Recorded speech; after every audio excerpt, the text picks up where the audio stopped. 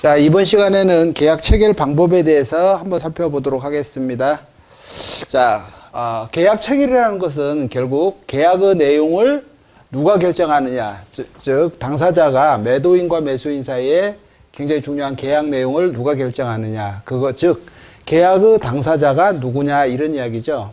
자, 우리가 부동산 계약에서 꼭 구별해야 될 게 뭐냐면은 권리변동의 귀속 주체라는 개념하고 그 다음에 계약자라는 개념 두 가지를 꼭 구별해야 된다 그랬죠. 그래서 자, 우리가 소유자라는 그런 이 소유자에게는 두 가지 지위가 있다라는 거죠. 즉 권리 변동이 일어나는 그런 주체라는 거고, 두 번째 이 사람이 법률 행위자, 즉 계약자라는 이 두 가지 지위를 가지게 되는 거고, 이 계약자라는 지위에서 우리가 매매 계약을 체결하죠. 매매 계약을 체결하고 이 매매 계약이 유효하게 성립해서 효력을 발생하게 되면 이렇게 소유권이 바뀐다라는 거죠. 매도인에게서 매수자에게로 이렇게 권리 변동이 일어난다는 이렇게 두 가지 개념을 이해를 해야 되겠죠. 그래서 이 계약 내용을 누가 결정하느냐, 이 이야기는 결국 이 매매 계약서를 체결할 때 이 계약 내용을 누가 결정하느냐, 그것이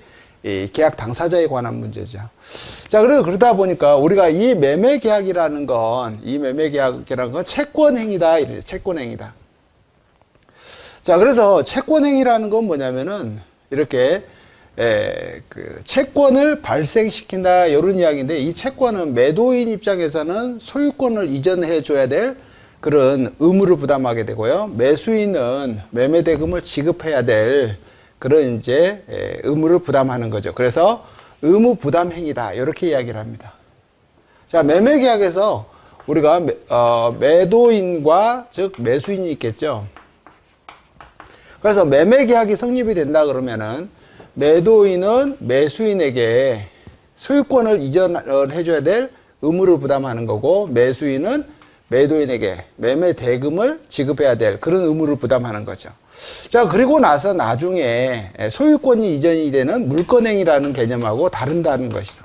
자, 이 물권행위에 의해서 소유권이 변동되는 거죠.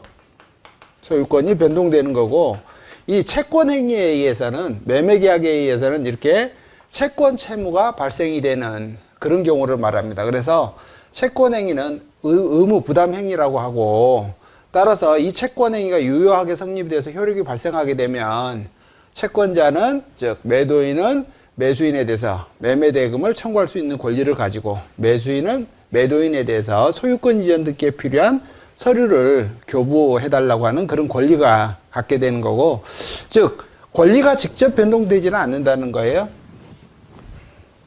자, 그러므로 채권행위는 이렇게 채무자가 그 채무를 이행하는 데에 비로소 목적을 달성하게 되죠. 즉 매매 계약이라는 것은 매도인이 소유권 이전 등기에 필요한 모든 서류를 교부해 주는 거고요. 매수인은 대금을 갖다가 지급해 주면 이 매매 계약은 목적 달성을 이유로 해서 채권 행위가 종료하게 됩니다.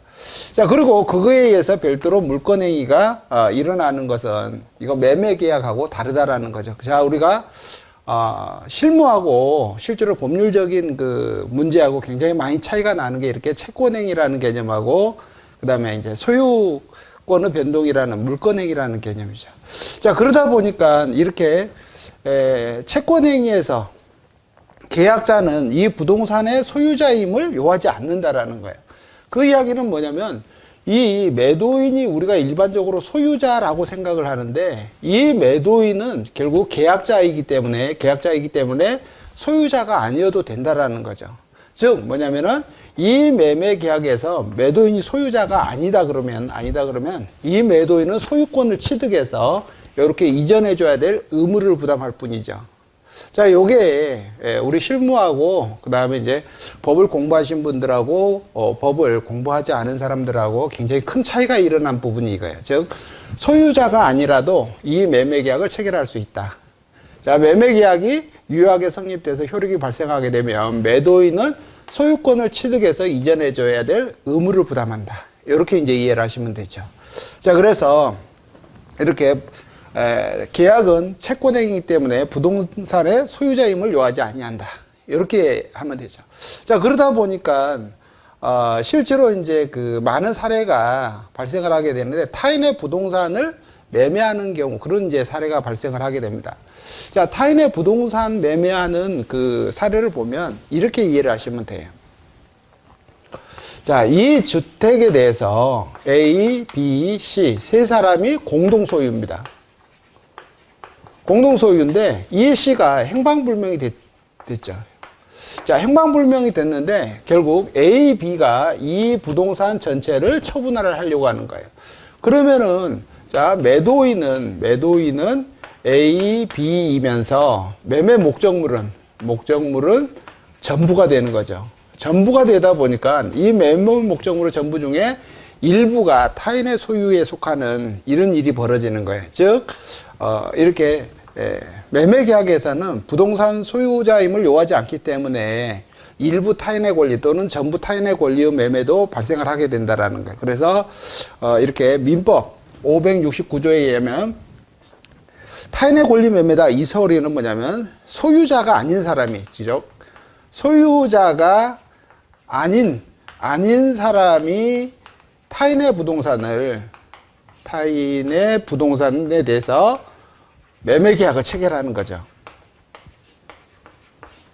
계약을 체결하는 거예요.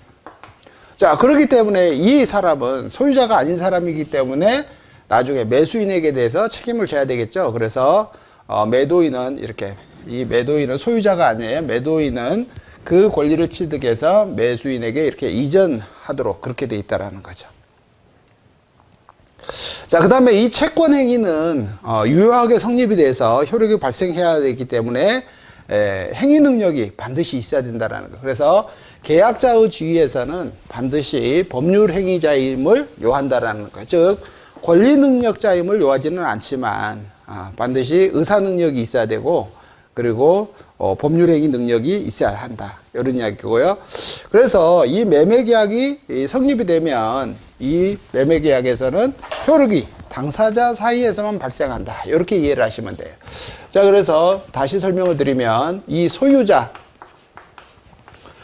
자, 갑이라는 사람의 소유자 이렇게 돼 있죠. 그러면은 이 사람이 권리 변동의 귀속 주체라는 의미고 이 갑이라는 사람이 매매 계약을 체결했다. 매매 계약을 체결했다. 자, 을이라는 매수인과 그러면은 이 매매 계약이 유효하게 성립이 돼야 되죠. 그래서 성립이 돼야 되고 이게 유효해야 되고 그 다음에 효력이 발생해야 됩니다. 효력이 발생하게 되면 이 매매 계약에 의해서 이 소유권이 을에게로 이전한다 이런 이야기고 을은 이쪽으로 매매 대금을 지급해야 된다 이런 이야기죠. 즉 매매 계약 자체로서는 갑과 을 사이에 채권 채무가 발생하는 거고 그 채권 채무 이행에 의해서 물권 변동이 일어난다. 이렇게 이해를 하시면 되겠습니다.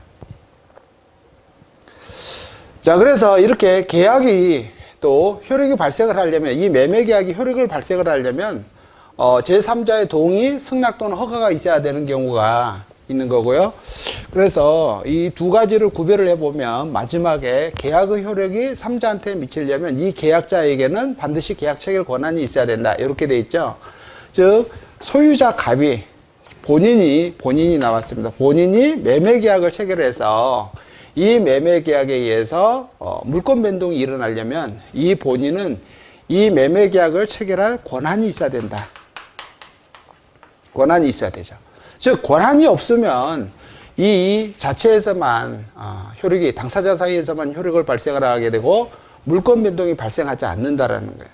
자, 요걸 우리가 대리 관계로 설명을 해보면 그대로 이해를 할 수가 있습니다.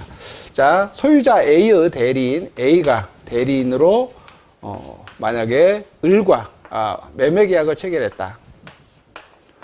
매매 계약을 체결했다. 자, 그러면 이 대리인이 대리권이 없으면 A하고 을 사이에 이 매매 계약에 의한 권리 의무가 발생을 한다는 거고 대리권이 있게 되면 그러면 이 매매 계약에 의해서 소유권이 변동이 일어난다라는 거죠. 자, 이 계약의 효력이 제3자 본인에게 미치려면 이렇게 계약 체결 권한이 있어야 된다라는 것을 꼭 이해를 해줘야 됩니다. 자, 그 다음에 이제, 우리가 그 계약을 체결을 할 때는 계약 자유 원칙 중에 계약 체결 방법의 자유라는 게 있죠. 자, 그래서 우리가 계약을 체결하는 데 있어서 보통 매도인과 매수인이 현장에서 이렇게 만나서 계약을 하죠. 즉, 동시 계약을 하는 게 일반적입니다. 자, 우리가 주로 부동산에서 매매를 할 때는 원탁에 이렇게 매도인, 그 다음에 매수인, 그 다음에 공인중개사, 이렇게 세 사람이 앉아가지고 이렇게 계약 조건에 대해서 합의를 하죠. 계약 조건에 대해서 합의를 하고, 그리고 계약서를 작성을 합니다. 자, 이런 걸 우리가 동시계약 또는 현장계약 또는 대면계약, 이렇게 이야기를 하죠. 대면계약. 마주보고 계약을 체결한다라는 거예요. 자, 두 번째는요, 이제 격지자 간의 이제 계약인데, 우리가 이제 민법에서 격지자 간의 청약과 승낙이라는 이야기가 되어 있는데, 이건 장소적 개념이 아니라 시간적 개념이라는 거죠. 그래서 격지자 간의 계약도 우리가 바로 이제 동시계약으로 이렇게 이해를 할 수가 있습니다. 즉, 전자계약서, 대한민국 정부가 지금 만들어서 배포하고 있는 전자계약서 같은 경우는, 자, 서울에 있는 사람하고 부산에 있는 사람하고 서로 전자적으로 접속을 해서 계약에 관한 내용을 주고받으면서 계약이 즉시 체결되는 그런 형태죠. 자, 그러니까 격지자라 하더라도 이것은 현장 계약이죠. 대면 계약이고요. 자, 그래서 이렇게 전자계약서가 동원됐고요. 그 다음에 우리가 보험회사에서 통신 판매를 하게 되면 우리가 전화상으로 보험계약이 체결되고 있죠. 그래서 그런 녹취 방법에 의한 계약을 앞으로 좀 활용할 방법이 이 방법입니다. 즉 뭐냐면 당사자 중에 일방이 이렇게 해외나 아니면 지방에 있는데 이 사람이 통화가 가능하다. 자, 그러면은 타방은 지금 사무실에 와 있단 말이죠. 그러면은 이 사람하고 우리가 계약을 체결하기 위해서 보통 이 사람한테 해외에 있는 영사관이라든지 애국 공관에 가서 처분 위임장을 발급받아 가지고 국내로 송부해 달라고 이렇게 요청을 하는데, 이 사람들이 바빠서 이렇게 위임장을 발급받을 수가 없는 그런 경우가 많이 있죠. 특히 이제 우리나라 같은 경우는 이렇게 본인이 해외 또는 지방에 가 있을 때 가족 중에 누군가를 이렇게 대리인으로 보내서 계약을 체결하게 되는데, 실제로는 본인과 통화를 해서 계약 내용을 결정하게 되죠. 자, 그러다 보니까 향후에 좀 발전해야 될 방법 중에 하나가 이렇게 통화가 가능하다 그러면 녹취 방법으로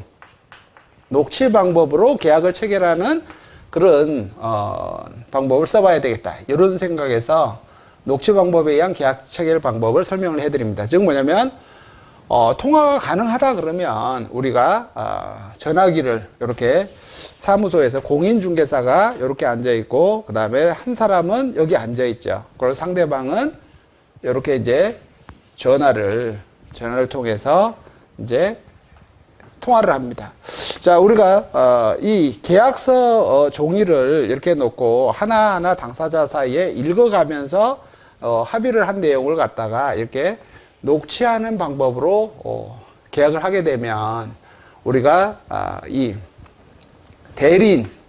대리권을 갖다가 입증할 수 있는 그런 서류를 제출하지 못하는 곳에서도 쉽게 이루어질 수 있지 않느냐. 다만 중요한 건 이 사람이 그 소유자 본인임을 확인하기 위해서 반드시 소유자 여부를 확인해 줘야 되겠죠. 소유자 확인하는 방법인데, 이거는 상대방 본인의 전화번호를 인증하는 방법, 그 다음에 이 사람의 여권이라든지 이런 것을 카톡으로 사진을 다 송부받는 방법, 그 다음에 추후에 이 사람의 대금을 지급하기 위해서 3년 이상 거래된 통장으로 보내는 이런 여러 가지 방법들에 의해서 소유자 여부만 확인할 수 있다 그러면 실제로 녹취 방법에 의한 계약 체결 방법이 굉장히 유용하지 않겠느냐, 이런 생각을 많이 해봤습니다. 그리고 여기와 관련된 서류를 이미 다 만들어 놨기 때문에 추후에 이와 관련된 서류를 공개를 해 드리도록 하겠습니다. 자, 그 다음에 이제 순차 계약이라는 소리는 뭐냐면, 양 당사자가 현장에 지금 없다라는 거죠. 비대면 계약이라는 거예요. 자, 이 방법은 뭐냐면은 매도인이 사무실에 와서 자기가 매도 조건에 대해서 다 이야기를 하고 갑니다. 그럼 나중에 매수인이 와서 이것을 읽어보고 그 다음에 이렇게 승낙을 하게 된다라는 거죠. 즉 시간적 간격을 두고 이렇게 차례대로 와서 계약 조건에 대해서 합의가 이루어진다. 즉 계약의 합의가 반드시 동시에 이루어져야 되느냐, 아니면은 시간 간격을 두고 이시에 이루어져도 되느냐, 이런 이야기죠. 그래서 양 당사자 사이에 계약 조건에 대한 합의가 이렇게 순차적으로 이루어져도 적법한 계약이 체결된 것으로 그렇게 볼 수 있다라는 거예요. 자, 우리가 반드시 대면 계약을 고집할 필요가 없고, 이렇게 녹음 방법에 의한 계약 체결 방법이라든지 이렇게 순차 계약에 의한 계약 체결을 갖다가 활용하다 보면 현장 계약, 즉 동시 계약에 의한 그 불편한 점을 갖다가 충분히 해소할 수 있지 않을까, 그런 생각을 합니다.